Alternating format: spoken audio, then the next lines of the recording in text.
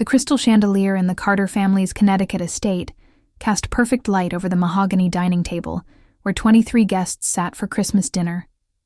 Designer gift bags lined the marble fireplace mantel. Tiffany blue, Cartier red, Louis Vuitton brown. But when Emily Carter, 32, walked in carrying a simple box wrapped in brown craft paper and tied with twine, her younger sister Victoria's laughter cut through the room like glass shattering. "Oh my God, did you seriously bring a homemade gift? What is it, Emily? A scrapbook? Some Pinterest craft project?" The room fell silent. Everyone stared at the plain brown box. What they didn't know was that inside that modest wrapping was something worth $890,000. And in the next 10 minutes, everything this family believed about success, worth, and who really mattered was about to be destroyed forever. Emily stood in the doorway of the dining room she'd been banned from for 14 years, holding that box with hands that no longer trembled from anxiety, but from the weight of this moment. This was the night she'd been planning for 15 years. The night the family that had thrown her away like garbage would finally learn who she'd become. And it was going to be beautiful. Before we dive into this incredible story, I want you to know something. If you've ever been underestimated, if you've ever been the one your family didn't believe in, if you've ever succeeded in silence while others judged you, this story is for you. Please subscribe to our channel right now, because what Emily does next will remind you that the best revenge isn't anger. It's becoming so successful that your absence speaks louder than any words ever could. Hit that bell, and let's watch this family learn the hardest lesson of their lives. Victoria Carter Ashford, 28, sat at the head of the table in a crimson Valentino dress that cost more than most people's monthly rent, her perfectly highlighted blonde hair cascading over her shoulders. Next to her sat her husband, Preston Ashford III, a hedge fund manager whose family name opened doors, but whose actual bank account was a carefully guarded secret. Their mother, Catherine Carter, 63, wore enough diamonds to fund a small country, each piece a gift from their late father who'd built his fortune in real estate before dying 5 years ago. The other guests were exactly who you'd expect at a Carter family Christmas. Business associates, society friends, people who measured success by the weight of their watches and the exclusivity of their country club memberships. They'd all watched Emily walk in, and their expressions had ranged from confusion to barely concealed amusement. Emily Carter, the family failure, the daughter who'd refused to go to Yale, who'd been kicked out at 18 for disrespecting family values, who worked, God knows where, doing God knows what. And here she was, showing up after years of minimal contact, carrying what looked like a gift from a thrift store craft aisle. "Everyone, look," Victoria announced, her voice dripping with performative affection. "My big sister actually came, and she brought a present. How sweet." The way she said sweet made it sound like an insult. Several guests chuckled politely. Preston smirked into his wine glass. Catherine didn't even look up from her plate, as if Emily's presence was beneath acknowledgement. Emily walked calmly to Victoria's seat and placed the box on the table in front of her. Up close, Victoria could see that Emily was wearing a simple black dress. Nothing designer, no visible jewelry, her brown hair pulled back in a basic ponytail. To Victoria, this confirmed everything. Emily was still struggling, still trying to fit in where she didn't belong, still the embarrassment who couldn't understand that success meant looking the part. "Open it," Emily said quietly. Her voice was steady, controlled. It made Victoria uncomfortable in a way she couldn't quite name. Victoria made a show of it, turning to the guests with an exaggerated, excited expression. "Let's see what Emily made for me. Maybe it's a friendship bracelet. Remember those, Emily? From when we were kids and you actually tried?" She pulled at the twine, letting it fall away. She lifted the lid off the box slowly, building the moment for maximum comedic effect. Inside was a folder, a simple manila folder with a blue ribbon tied around it. Victoria's smile faltered. "A Folder? Emily, you shouldn't have. Really? You shouldn't have. More laughter from the guests. But Emily wasn't laughing. She wasn't even smiling. She just stood there, watching Victoria with an expression that was impossible to read. "Open the folder, Victoria," Emily said. Something in her tone made Victoria's hands move before her brain caught up. She untied the ribbon, opened the folder, and there, on top of a stack of legal documents, was a photograph. Victoria's breath caught. It was a house. But not just any house. It was the house. The 1890s Victorian mansion on Bellevue Avenue in Newport, Rhode Island. The one Victoria had been obsessed with since she was 16. The one she'd dragged Emily to see 12 times before the falling out, pointing through the wrought iron gates, saying, "Someday, this will be mine." The one that had been on the market for 2 years with an asking price of $890, always just out of Victoria's reach no matter how much she pretended her life was perfect. Victoria's hands started shaking as she flipped through the papers. Deed of sale, property transfer, legal title, and there, in black and white, the buyer's name, Emily Catherine Carter. The new owner of the property, Victoria Ann Carter Ashford. Transfer date, December 23rd, 2 days ago. Purchase price, $890, $1. Paid in full, cash. The folder slipped from Victoria's hands and scattered papers across the table. Preston grabbed one, read it, and his face went completely white. Catherine finally looked up, saw the papers, and gasped audibly. Other guests leaned in, trying to see what had caused such a reaction. "What is this?" Victoria whispered. "What is this, Emily?" Emily's voice was calm, almost gentle. "It's your dream house, Victoria. The one you always wanted. I bought it, for you. Merry Christmas." The silence in that room was so complete, you could have heard a snowflake land outside. 23 people sat frozen, trying to process what they'd just heard. Emily Carter, the family failure, the one who'd been laughed at for bringing a homemade gift, had just casually given away almost $1 million like it was nothing. Victoria's face cycled through emotions so fast it was almost funny. Shock, confusion, disbelief. And then, finally, something that looked like fear. Because if Emily could afford to give away a house like this, what else had the family been wrong about? "How?" Victoria finally managed. "How could you possibly afford this? You work at... I don't even know what you do. You don't have money. You can't have this kind of money." Emily pulled out a chair and sat down at the table for the first time in 14 years. "I know what you think of me, Victoria. What all of you think. The daughter who threw away her future, the sister who wasn't smart enough for Yale, the failure who got kicked out and never amounted to anything." She looked around the table, meeting every eye. "And I let you think that. For 15 years, I let you believe I was struggling, barely surviving, probably living paycheck to paycheck in some tiny apartment somewhere. Want to know why?" Nobody answered, but everyone was listening now with an intensity that was almost painful.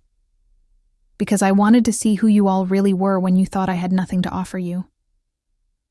If you're sitting there with your jaw on the floor right now, wait. Because what Emily reveals next about her real life, about what she's been doing for the past 15 years, is going to blow your mind. Drop the word underestimated in the comments if you've ever been counted out by people who should have believed in you. And stay with us, because this is just the beginning. 15 years ago, Emily Carter was 18 years old and standing in this same dining room while her father, Richard Carter, told her she was no longer welcome in their home. The crime? She'd turned down her acceptance to Yale to take a job at a tech startup in Boston that nobody had heard of. "You're throwing your life away," her father had said. "You're choosing some nonsense internet company over your family's legacy. If you walk out that door to take that job, don't bother coming back." Emily had walked out.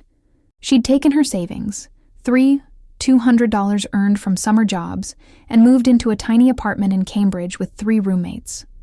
The startup was called DataStream, and they were developing software for medical records management. It wasn't glamorous. Emily started as a junior developer, working 16-hour days, learning everything she could about coding, about business, about how companies actually built value. Her family never called, not once. Catherine told everyone who asked that Emily was going through a phase and would come back when she grew up. Victoria, who was 13 at the time, learned quickly that mocking Emily was a reliable way to get their parents' approval. "At least I'm not stupid like Emily," became Victoria's go-to phrase whenever she wanted attention. For 3 years, Emily worked at DataStream. She lived on ramen and coffee, slept 4 hours a night, and poured every ounce of energy into making the company successful. When DataStream sold to a major healthcare corporation for $47 million, Emily's stock options were suddenly worth $680,000. She was 21 years old. She'd made more money than her father had made in a decade, and she told no one. Because Emily had learned something crucial in those 3 years of silence from her family. She'd learned that people who only value you when you're useful aren't worth having in your life. She'd learned that the family who'd thrown her away for choosing her own path didn't deserve to benefit from where that path led. And she'd learned that she was capable of extraordinary things when she wasn't carrying the weight of their judgment. Emily took that $680, $0, and instead of buying a flashy car or a fancy apartment, she invested it. She joined 2 more startups, both in early stages, both with massive potential. She worked as a contractor, building her reputation in the tech world as someone who could turn failing code into functional products.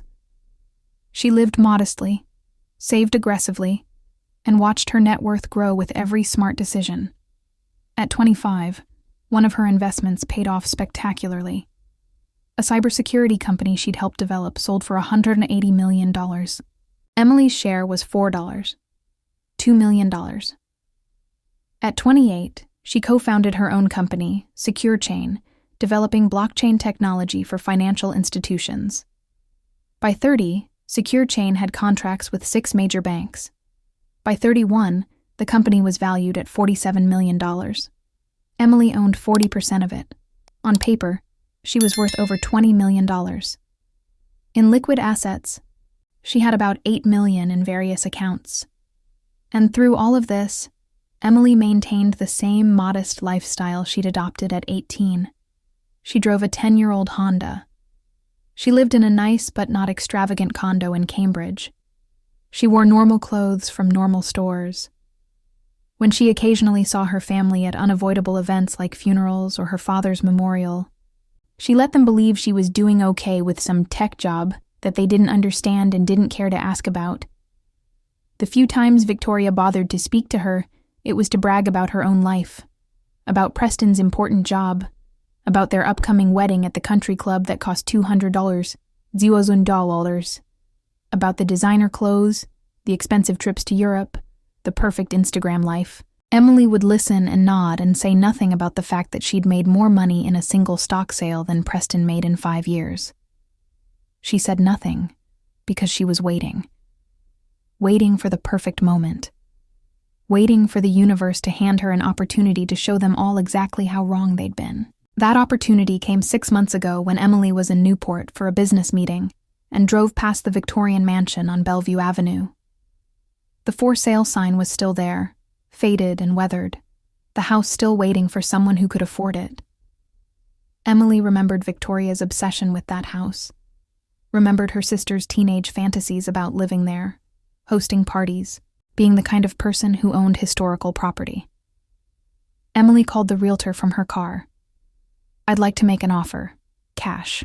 Close in 60 days. No inspection contingencies." The realtor had been stunned. The house had been on the market for over 2 years. Most buyers were scared off by the renovation costs, the historical preservation requirements, the sheer expense of maintaining an 1890s estate. But Emily didn't care about any of that.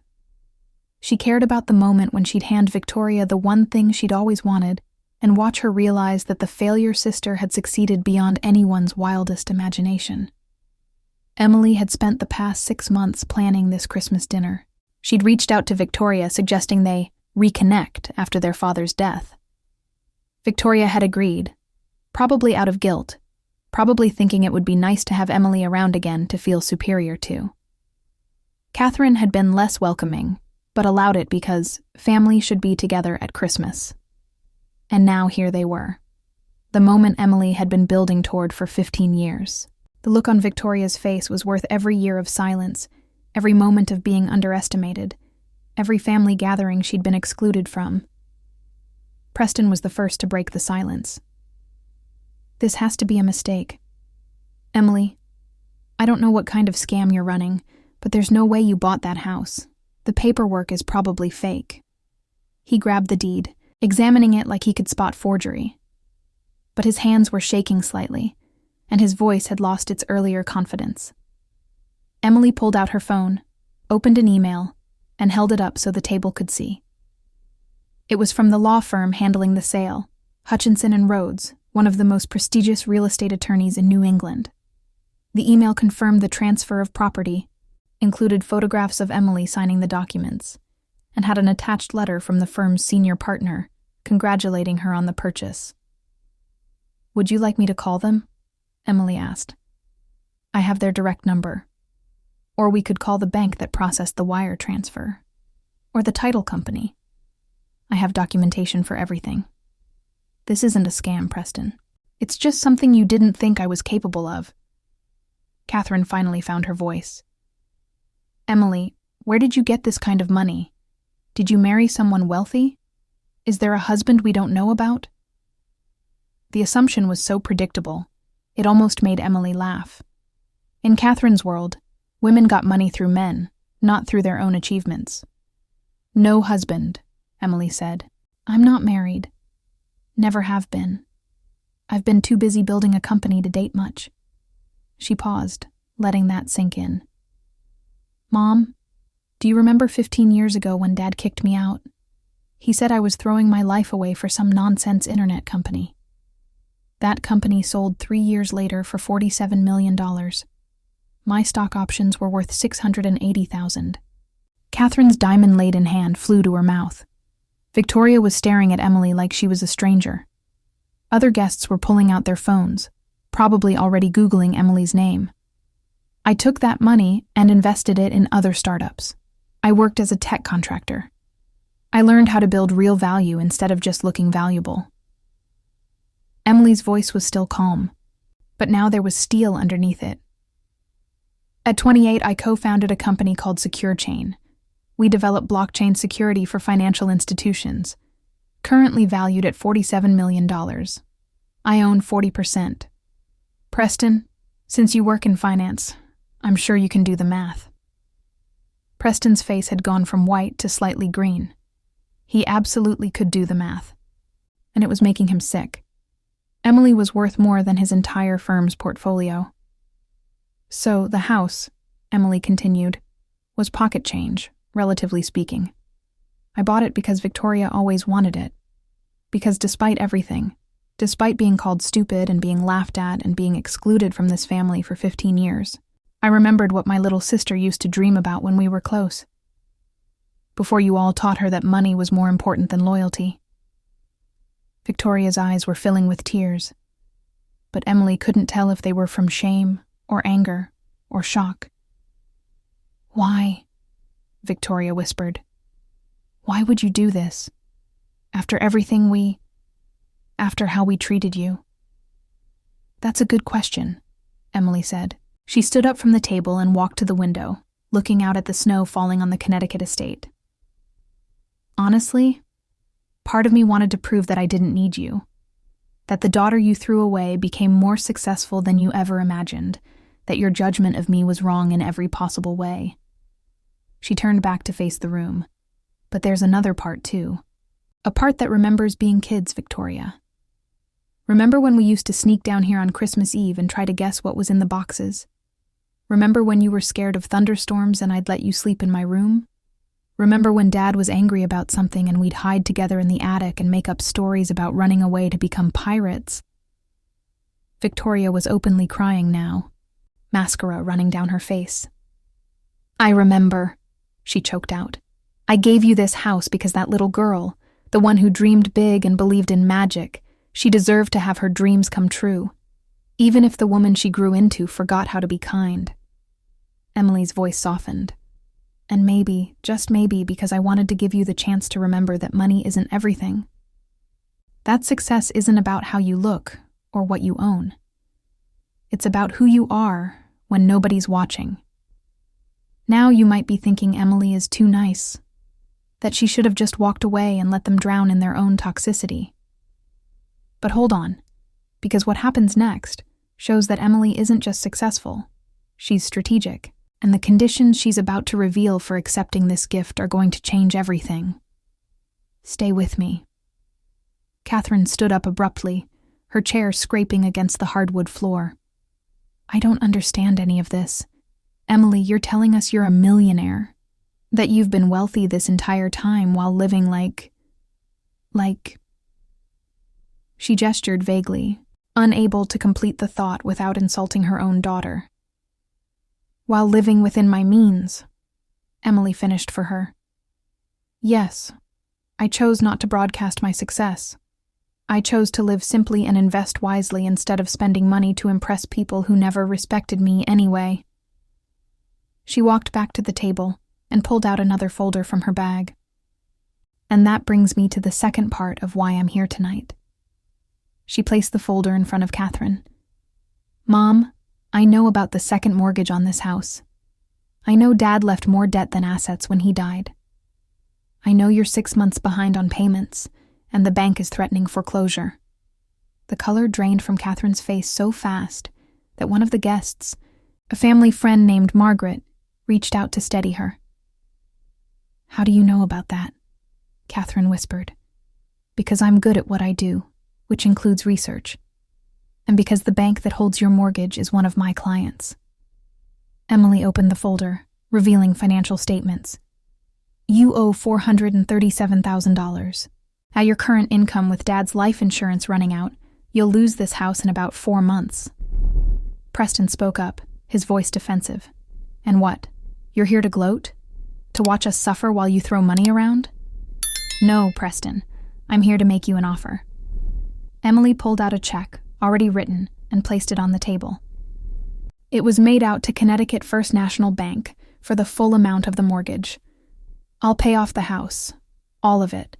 Mom can live here comfortably for the rest of her life without worrying about money. The room erupted in gasps and whispers. Catherine reached for the check with shaking hands, but Emily's hand shot out and stopped her. There are conditions. The room fell silent again. Here it was. The catch. The thing they'd all been waiting for. First, Mom, you'll sign over the deed to the house to a trust that I control. You'll have full lifetime rights to live here, but you can't sell it, mortgage it again, or make any major financial decisions without consulting the trust. This ensures you'll always have a home, but you can't gamble it away trying to maintain appearances. Catherine looked like she'd been slapped, but she nodded slowly. Second, Victoria. Emily turned to her sister. The Newport house comes with a condition too. You have to actually live in it. Not rent it out, not flip it, not turn it into an Airbnb to fund your lifestyle. You have to make it your home, and you have to personally oversee the restoration. Get your hands dirty. Learn what real work feels like. Victoria opened her mouth to protest, then closed it. She looked at the deed, at the pictures of the house, and nodded. Okay. Third, Preston.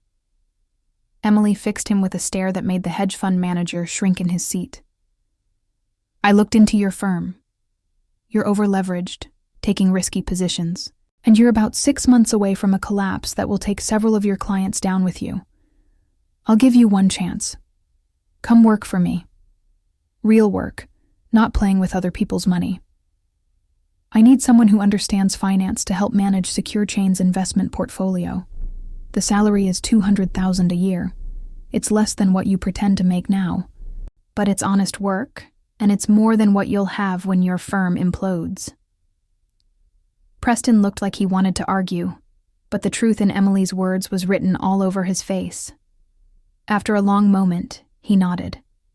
And finally, Emily turned to address the entire table. Everyone here needs to understand something. Success isn't about appearances. It's not about driving the right car or wearing the right label or belonging to the right clubs. It's about building something real, creating actual value, and having the discipline to live according to your principles instead of other people's expectations. She picked up the check and held it in front of Catherine. I'll give you this, and Victoria gets the house, and Preston gets the job, but only if you all agree to one more thing. No more pretending. No more living beyond your means to impress people who don't matter. No more judging people based on what they own instead of who they are. And no more treating family like they're disposable just because they don't meet your arbitrary standards. The silence stretched out. Emily waited. She'd said everything she came here to say. The rest was up to them. Catherine was the first to speak. I'm sorry, Emily. I'm so sorry. Your father and I. We thought we were teaching you about success, but we only taught you that we valued the wrong things. You're more successful than we ever were, not because of your money, but because you became exactly who you wanted to be without compromising yourself to please us. Tears rolled down her face, smudging her perfect makeup. I don't deserve your help, but I'm grateful for it. And I accept your conditions. Victoria stood up and walked around the table to Emily. For a moment, they stood facing each other. These two women who shared genetics but had lived completely different lives. Then Victoria hugged her. Actually hugged her. The first real embrace they'd shared in over a decade. I forgot how to be your sister, Victoria said into Emily's shoulder. I forgot that you used to protect me, that you used to believe in me before I learned to tear you down to feel better about myself. I want that house. I want it so badly. But more than that, I want my sister back. I want to learn how to be the person I was before this family taught me that cruelty was sophistication. Emily hugged her back, and something in her chest that had been frozen for 15 years started to thaw. This was what she'd really come for. Not revenge, not to gloat, but to give her family one last chance to choose love over ego. And they were taking it. The dinner that followed was unlike any Christmas the Carter family had ever had. The expensive catered food went cold as people talked, really talked, for the first time in years. Emily told stories about her journey, about the failures and the successes, about the nights she'd cried herself to sleep wondering if she'd made the right choice leaving Yale, about the moment she realized she'd made her first $1 million and had nobody to celebrate with because she'd cut off the only family she had. Catherine shared things she'd never admitted before.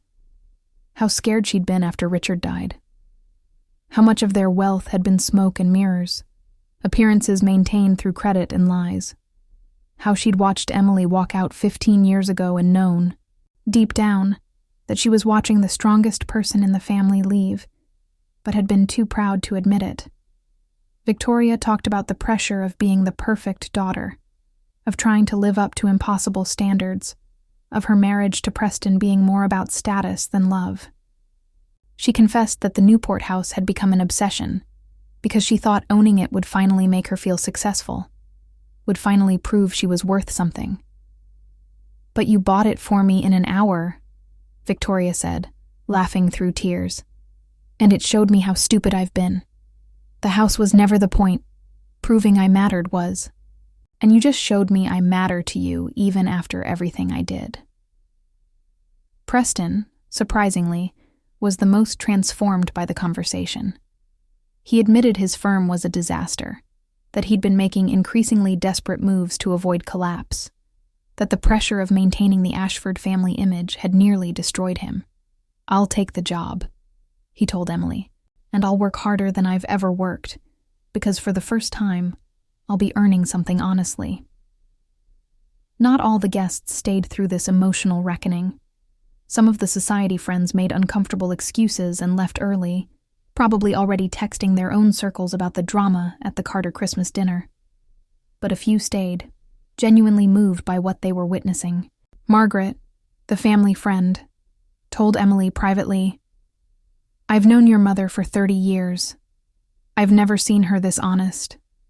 Whatever you did tonight, you didn't just save their house. You saved their souls."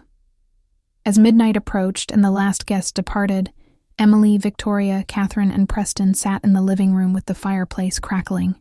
The gift boxes from Tiffany and Cartier sat unopened and forgotten. The only present that mattered was the brown craft paper box that had changed everything. "What happens now?" Victoria asked. "Do we just start over? Pretend the last 15 years didn't happen?" Emily shook her head. "No. We acknowledge what happened. We learn from it.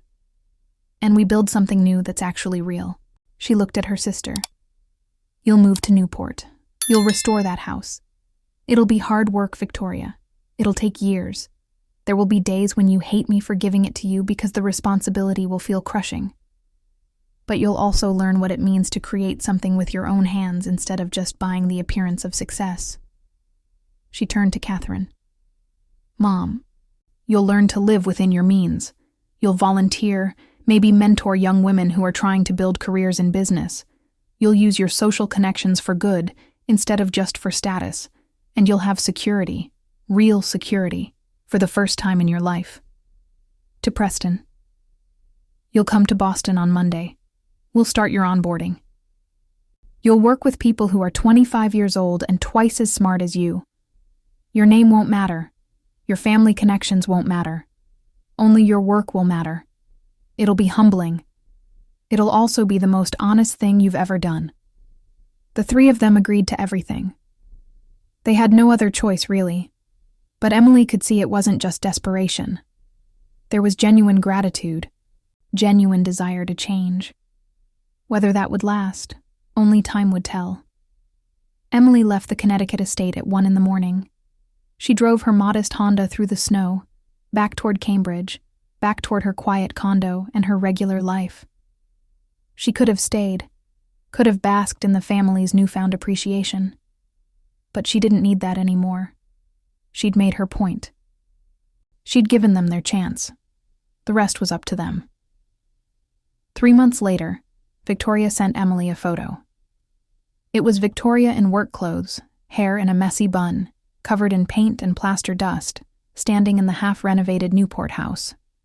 The text read, "I'm learning. It's hard. But I've never been happier. Thank you for believing I could be better." 6 months later, Preston sent an email. "I closed my first honest deal today. Made the company $300,000 through actual market analysis instead of manipulation. I slept better last night than I have in 5 years. Thank you for giving me the chance to be someone I can respect."